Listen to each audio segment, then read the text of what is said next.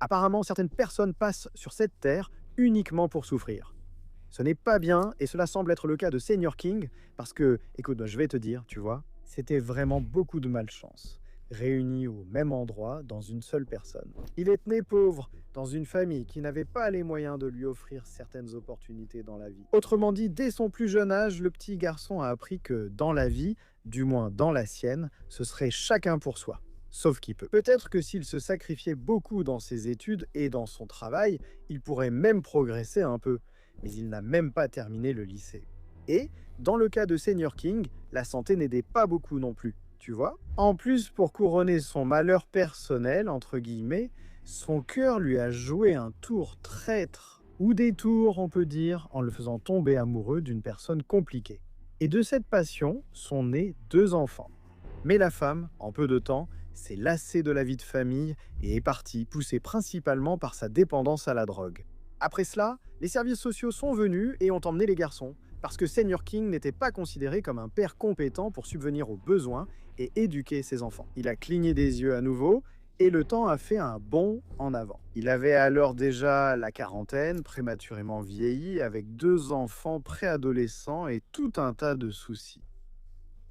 Et pire encore, il était vraiment fatigué. Ainsi, dans la soirée du 26 novembre 2001, il s'est assis dans son fauteuil préféré, là dans le salon de sa maison, a posé sa tête en arrière et a fini par s'endormir. C'est là même que les pompiers l'ont trouvé quelques heures plus tard, avec son corps partiellement consumé par le feu et sa tête explosée. Ce qui s'est passé avant, pendant et après sa mort, c'est ce que je vais vous raconter dans l'épisode d'aujourd'hui. Parce que vous voyez, tout cela est important à savoir, parce que tous ces faits sont comme le battement d'ailes d'un papillon qui a provoqué un tsunami dans le monde.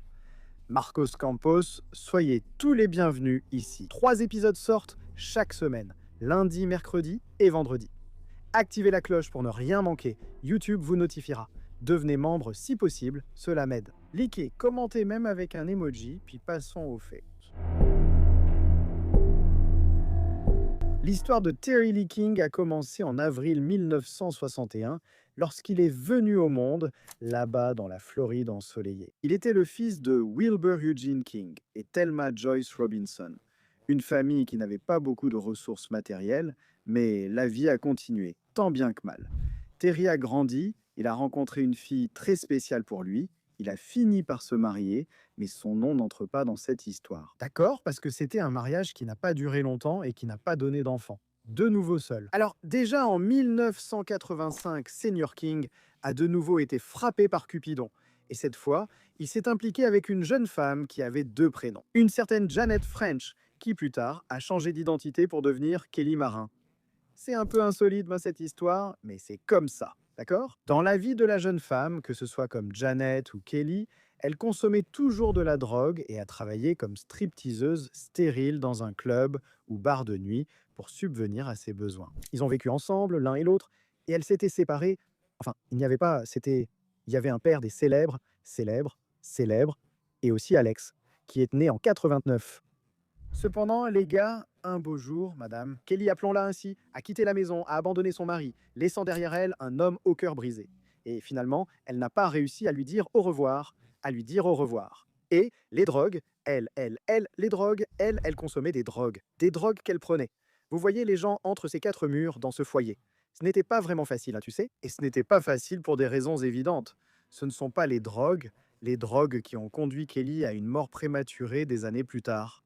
Mais pour Alex et Derek, qui ne comprenaient pas la complexité de tout ce qui se passait, de toute façon, c'était leur famille, avec leur père, leur mère et leurs frères présents. Mais cela s'est rapidement effondré.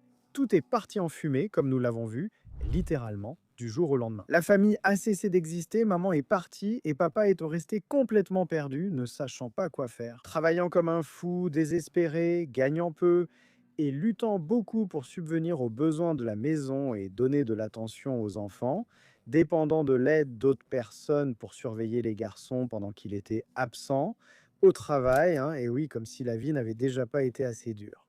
Et vous vous souvenez que j'ai parlé d'un problème de santé de Senior King? On dit qu'il a reçu un diagnostic de narcolepsie. Et pour éviter que vous quittiez la vidéo pour aller chercher sur Google ce que c'est, la narcolepsie est un trouble neurologique assez rare. D'accord, Les gars qui provoquent une somnolence excessive pendant la journée et même après une bonne nuit de sommeil, de repos. Les personnes avec cette condition subissent des épisodes de sommeil incontrôlables. Elles se retrouvent souvent dans des situations dangereuses ou embarrassantes car elles s'endorment soudainement. Autrement dit, ça affecte beaucoup la performance professionnelle, les études, les relations personnelles, la sécurité aussi des activités simples, même comme conduire, ça affecte tout, les amis. Et le gars, il est en train de faire n'importe quoi, c'est comme ça. Il est là en train de faire quelque chose et tout d'un coup, il s'endort sans prévenir. Dans le monde d'aujourd'hui, avec 8 milliards de personnes, il y en a environ 3 millions qui ont cette condition. Eh bien, à la loterie du manque de chance, on peut dire que notre Senior King a été récompensé. Ça devait être un énorme défi de gérer toutes ces nuances dans sa vie. Vous ne trouvez pas? Et s'il traitait cette condition médicale, là, je ne sais pas. D'accord?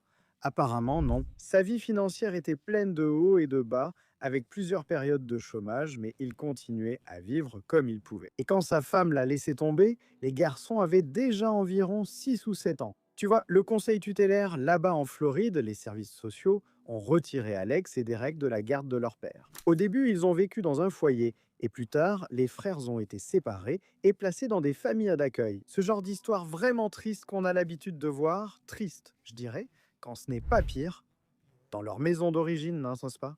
Je pense que vous m'avez compris. Voyez-vous, mais certains foyers, les amis, sont bons et d'autres sont vraiment mauvais. Ce n'est pas Alex, les gars, et ça, on ne sait pas pourquoi. Il est ensuite retourné vivre avec son père. Mais malgré tous ses combats quotidiens, il était à la maison, avec son père ou avec sa famille. Derek, qui était resté des années avec une bonne famille, est retourné chez son père en 2000 ou 2001.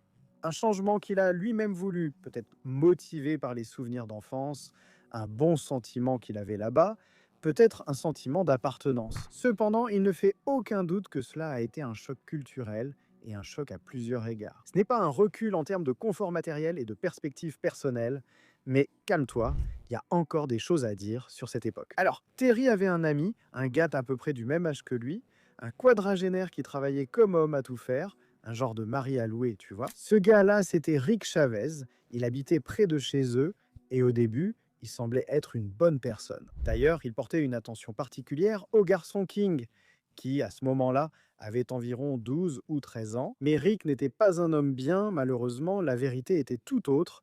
Ce Rick Schaffsla avait un passé très sombre. C'était un abuseur sexuel d'enfants, déjà fiché par le système judiciaire des États-Unis, même s'il cachait ses défauts de caractère, c'est-à-dire qu'il se déguisait bien là, en bon voisin. Il était en liberté conditionnelle, pour vous donner une idée, cela après avoir purgé une peine pour abus de mineur. Bien sûr, son comportement n'était pas gratuit. Pour ainsi dire, il avait là ses intentions perverses cachées. Vous pouvez imaginer ce qui se passait, mec, juste sous le nez du monsieur. Terry King, les deux garçons, les deux fils de Terry, étaient partagés entre les obligations scolaires de base qui devaient avoir lieu le matin et l'après-midi. Ils restaient en compagnie de ce Rick-là, c'est-à-dire Alex et Derek, après tout ce qui s'est passé, sont retournés vivre avec leur père. Ils étaient très jeunes, n'est-ce pas, et psychologiquement non préparés à faire face aux avances d'un prédateur sexuel rusé et manipulateur. Parce qu'ils étaient toujours les bienvenus chez leur oncle Rick, un endroit où ils ont été initiés à la pornographie, à la marijuana et au sexe. Eh bien, les gars, c'est ça que l'oncle Rick avait vraiment à offrir aux enfants de son ami Monsieur King. Les garçons adoraient passer leur temps libre chez l'oncle Rick. Ce criminel séduisait et pervertissait progressivement les adolescents. Là-bas, il faisait ce qu'il voulait, jeux vidéo toute la journée, boire, fumer, regarder des vidéos, même pour adultes. Et tout ça. Là-bas, il n'y avait pas de limite, pas d'interdiction, et le mot non ne faisait tout simplement pas partie du vocabulaire de l'oncle Rick. Et c'est exactement comme ça qu'a commencé un autre mauvais chapitre dans l'histoire de Monsieur King. Je crois que je n'ai pas mentionné, mais là, vers les années 2001 à peu près, une nouvelle phase de la famille a commencé, avec le père et les enfants à nouveau réunis. Les choses n'allaient pas très bien, les deux frères étaient presque des étrangers, en fait non, ils étaient encore en train de s'adapter l'un à l'autre, au père, etc. Chaque garçon King avait sa propre histoire, ses traumatismes, ses frustrations. À cause de cela, la situation à la maison était très tendue. Le père a été décrit comme un homme religieux, plein de règles, peu bavard et très strict dans la discipline. Bien plus tard, d'ailleurs, Alex et Derek expliqueront qu'il n'y avait pas de violence domestique. Malgré cela, à la maison, ni physique, ni psychologique. Et ils ont reçu beaucoup de fessées. Quand ils étaient enfants et quand ils étaient adolescents, leur père avait l'habitude de les réprimander en leur parlant tout en les regardant dans les yeux d'une manière effrayante, selon eux.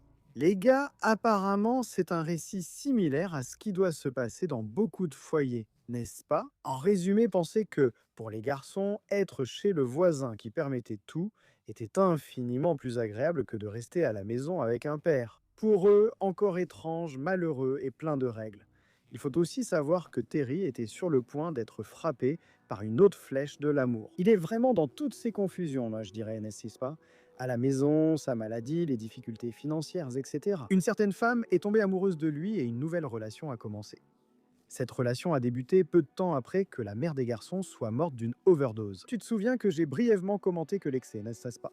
Son addiction finirait par lui coûter la vie plus tard? Eh bien, les enfants, surtout Derek, n'acceptaient pas que leur père ait une nouvelle petite amie et que cette femme fréquente leur maison. On peut imaginer le bazar que c'était.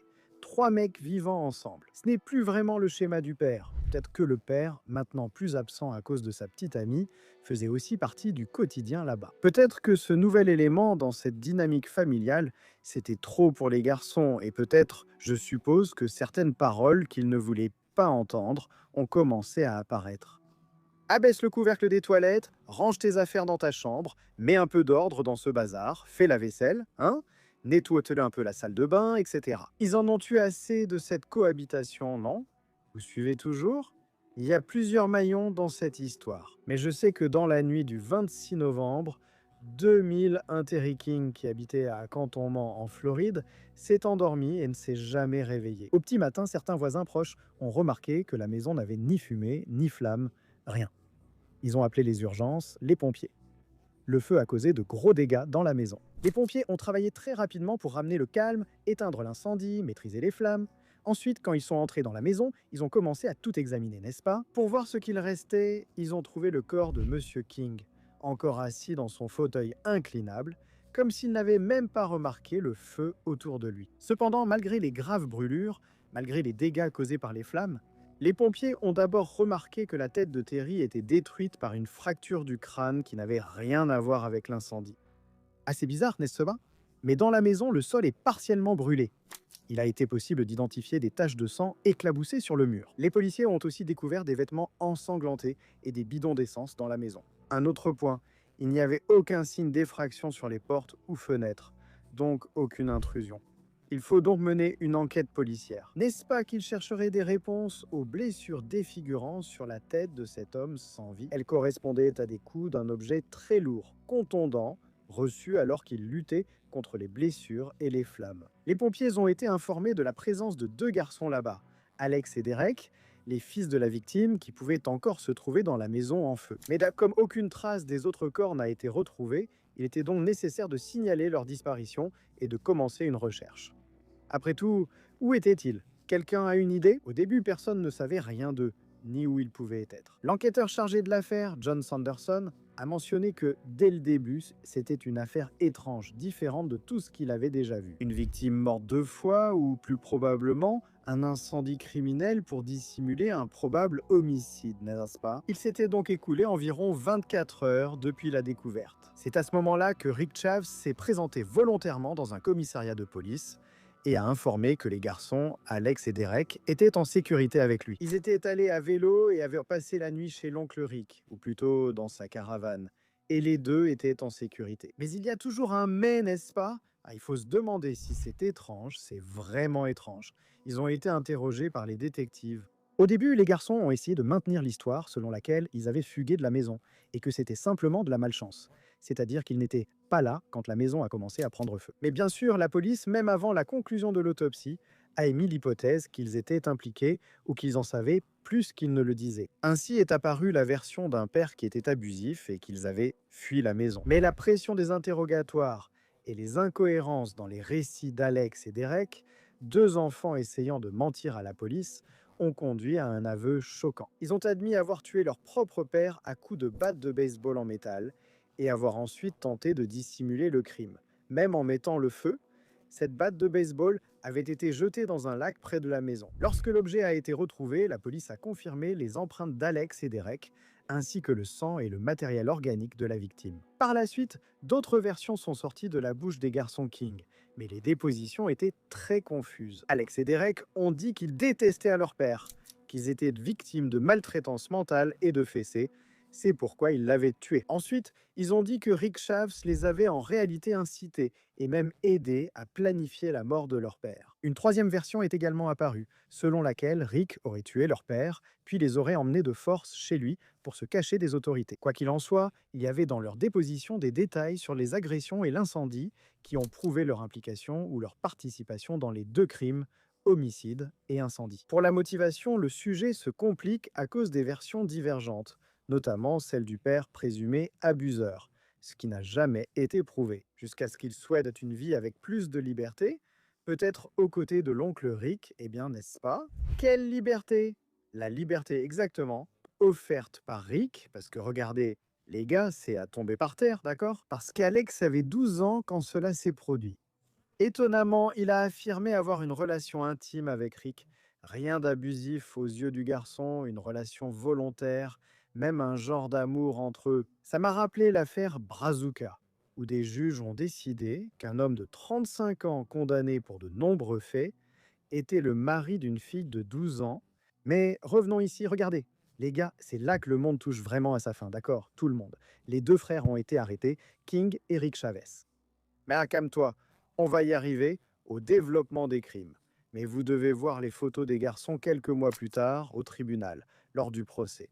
Regardez ça, ils ne ressemblent pas à deux enfants en chemise et cravate, car ils n'étaient pas physiquement très développés. Tu vois ce que je veux dire? Ils avaient vraiment l'air d'avoir 12 et 13 ans. Les enquêtes ont révélé, en plus du crime lui-même, le profil des personnes impliquées. Derek King, le plus âgé, avait toujours présenté des problèmes de comportement, peut-être liés à son diagnostic tardif de troubles du déficit de l'attention, avec hyperactivité, ce qui affectait ses résultats scolaires et entraînait aussi certains comportements, aussi bien dans la famille d'accueil qu'à son retour à la maison. Après que les tragédies se sont produites, il est assez naturel que les gens se souviennent, n'est-ce pas, que les signes étaient déjà présents, mais qu'ils ont été ignorés, peut-être. L'ancien responsable de Derrick a même déclaré que le garçon, quelques mois auparavant, avait évoqué une relation étrange avec son père, une intention homicide. Lisa Spurlock Little, 65 ans, la femme qui était mariée avec le grand-père maternel des deux garçons. Elle a alors dit qu'elle n'aurait jamais pensé que les garçons feraient une chose pareille.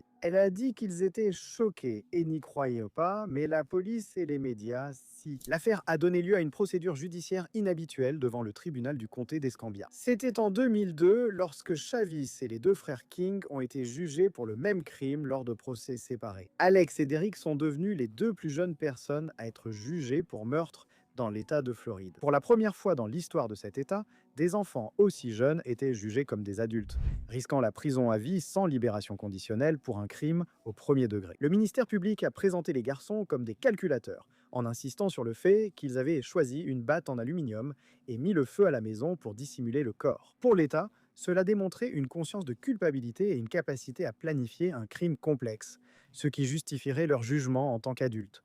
Et en réalité aussi, le ministère public a décidé de juger Rick Chavis pour le meurtre de Terry Lee King, sur la base des déclarations des garçons. Ce qui nous a choqué ici, c'est que le résultat a été son acquittement pour l'homicide, ainsi que pour les 10 chefs d'accusation d'abus sexuels contre Alex.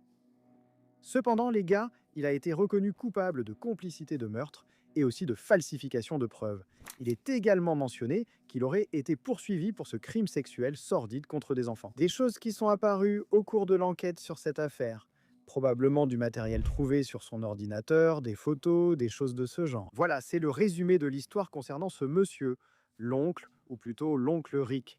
Il est incarcéré là-bas en Floride, purgeant sa peine de 30 ans, et devant le tribunal, les garçons Kings ont fini par admettre avoir tué leur père, même s'ils ont affirmé avoir été influencés par l'oncle Rick dans la décision de tuer leur père. Les arguments de Rick auraient été ceux déjà mentionnés, n'est-ce pas, que leur père était un type ennuyeux, ringard, mais si quelque chose arrivait à Terry, les garçons pourraient aller vivre avec lui.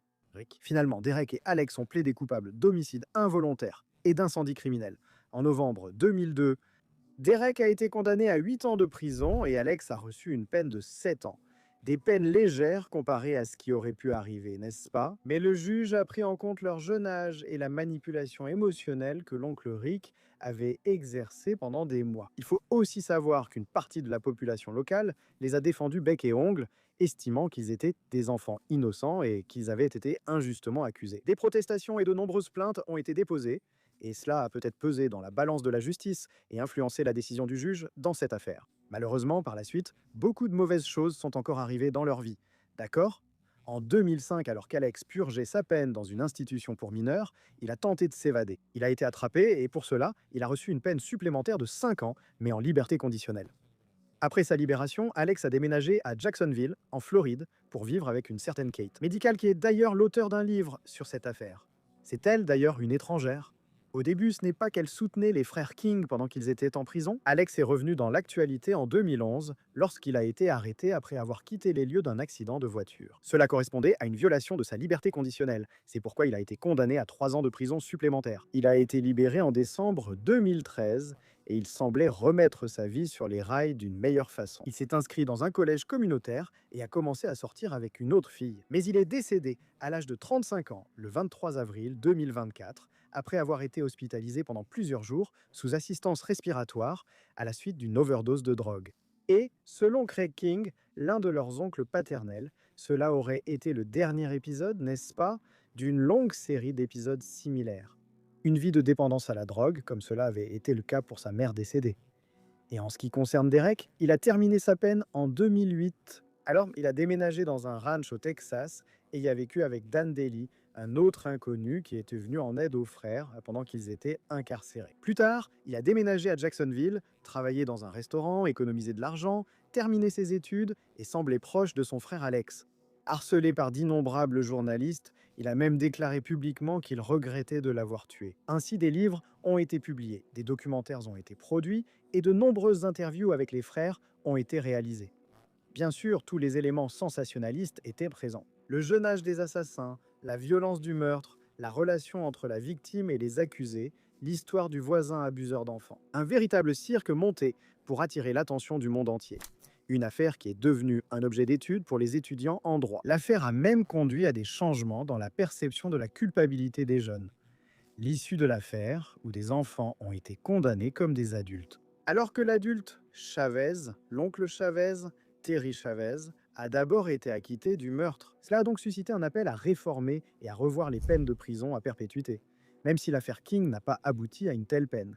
Elle a alimenté le débat. Le débat a conduit la Cour suprême des États-Unis à interdire les peines de prison à perpétuité obligatoire sans libération conditionnelle pour les mineurs. Droit à des audiences de transfert. Des groupes de défense des droits de l'homme ont invoqué l'affaire des frères King pour soutenir qu'un enfant ne doit être jugé comme un adulte qu'après une analyse psychologique rigoureuse et une audience judiciaire, et non sur simple décision d'un procureur. Finalement, cela est resté comme un exemple de la façon dont un adulte prédateur peut déformer la boussole morale d'enfants en développement. N'est-ce pas en transformant un conflit familial courant, absolument courant, que cela devient une tragédie irréparable? Le pouvoir judiciaire de Floride a été exposé à des millions de personnes. Ce procès concernait non seulement un crime, mais aussi la frontière entre la fin de l'enfance et le début de la responsabilité pénale adulte. Je me suis juste demandé, face à tout cela, pourquoi voulaient-ils retourner vivre avec leur père? Il devait bien y avoir un sentiment positif, non? C'est là que ce Chavez entre en jeu et dissout tout cela dans le jus de sa perversion, je ne sais pas.